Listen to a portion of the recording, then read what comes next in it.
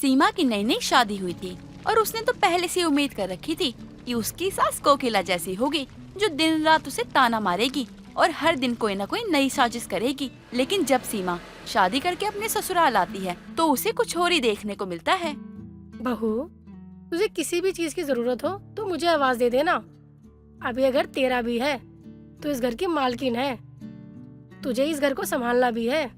हाँ हाँ माँ जी, ये घर तो मेरा ही है और इस घर पे राज तो मेरा ही होगा और आपको सारी बात मेरी ही माननी होगी। हाँ हाँ बहू, ये तेरा ही घर है और इस घर पर तेरा ही राज होगा अब।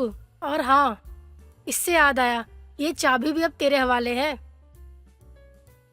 इतना सुनने के बाद सीमा को बहुत हैरानी होती है, क्योंकि सीमा की सास ने उसे ताने दिए ही नहीं थे।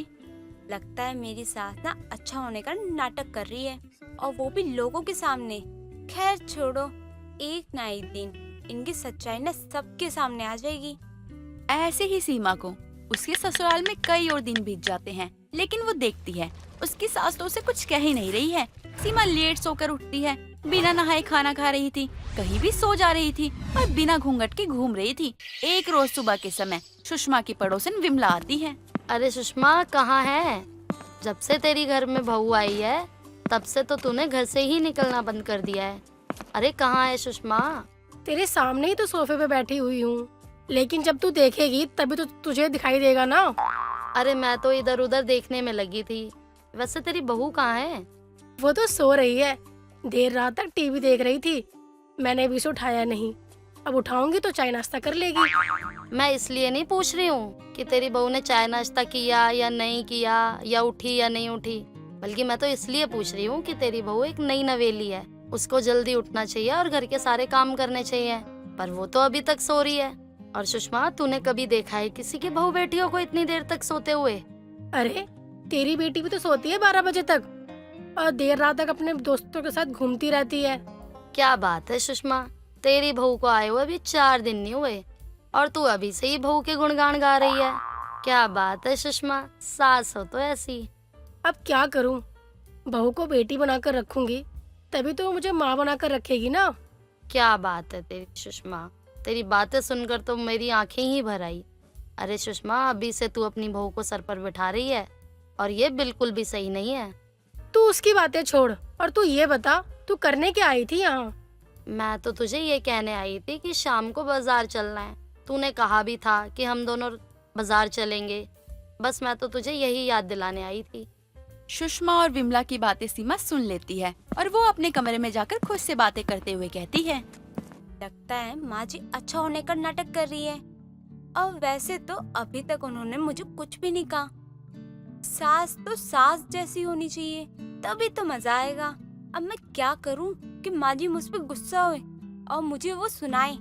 अब देर शाम सुषमा बाजार जाने लगती है तो वो अपनी बहू सीमा से कहती है, बहू, मैं विमला के साथ बाजार जा रही हूँ, तुझे कुछ मंगवाना तो नहीं है ना? मुझे आने में लेट हो सकता है, हो सके तो खाना बना लेना। नहीं नहीं माँ जी, मुझे कुछ सामान नहीं मंगवाना और हाँ, आप घर से बेफिक्र होके जाइए और खाना पीना मैं बना दूंगी। ठीक है बहू, तो मैं चलती हूँ।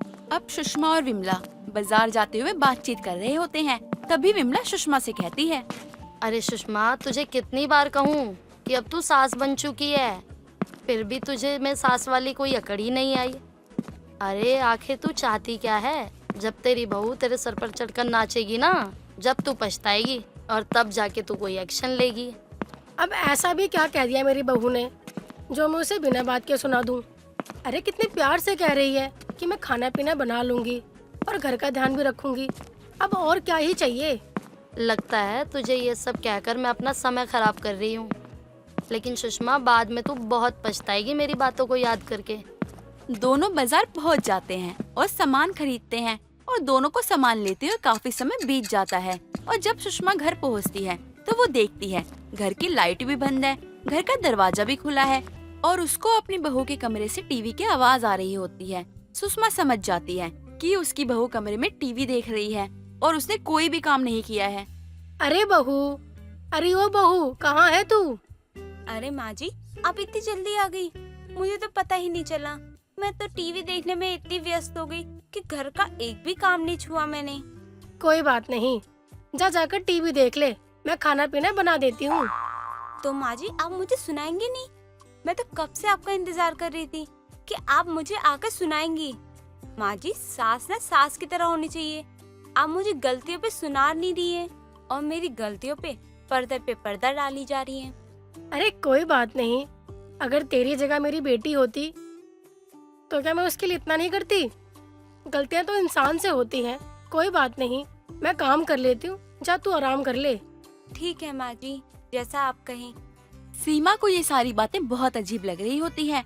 वो अब ज्यादा परेशान हो जाती है। अपनी भोली भाली सास का ये रवैया देखकर वो बहुत परेशान हो जाती है और अब सीमा अपने कमरे में जाती है और खुद से बोलती है, अरे सास कैसी है? मुझे सास सास जैसे चाहिए थी। ये तो मुझे माँ से ज्यादा प्यार कर रही है।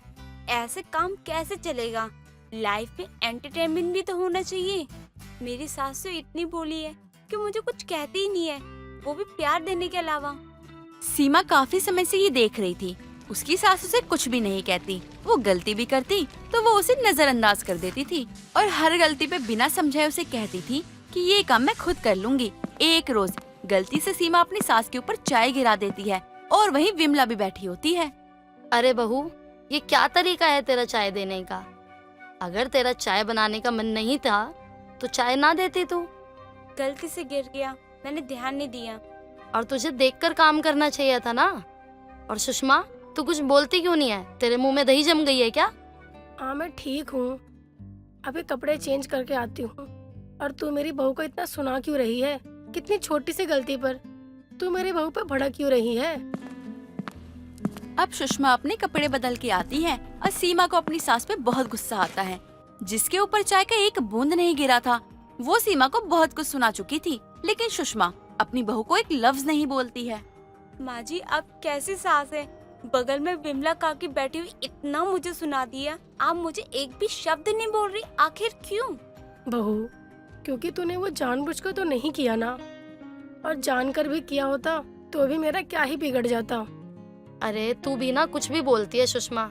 ना जाने क्या हो गया है तुझे, कैसी सास है तू।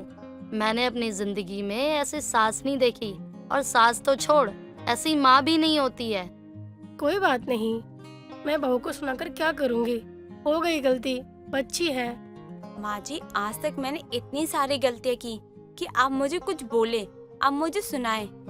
आपने मुझे अभी तक कुछ भी नहीं सुनाया। मैं तो सिर्फ आपकी परीक्षा ले रही थी कि आप सच में अच्छी सास हो या कोई नाटक कर रही हो मेरे साथ। मेरी सुषमा है ही ऐसी। वैसे सुषमा, सास बन जा सास। ऐसे काम नहीं चलने वाला। सास बन, बदमाश बन।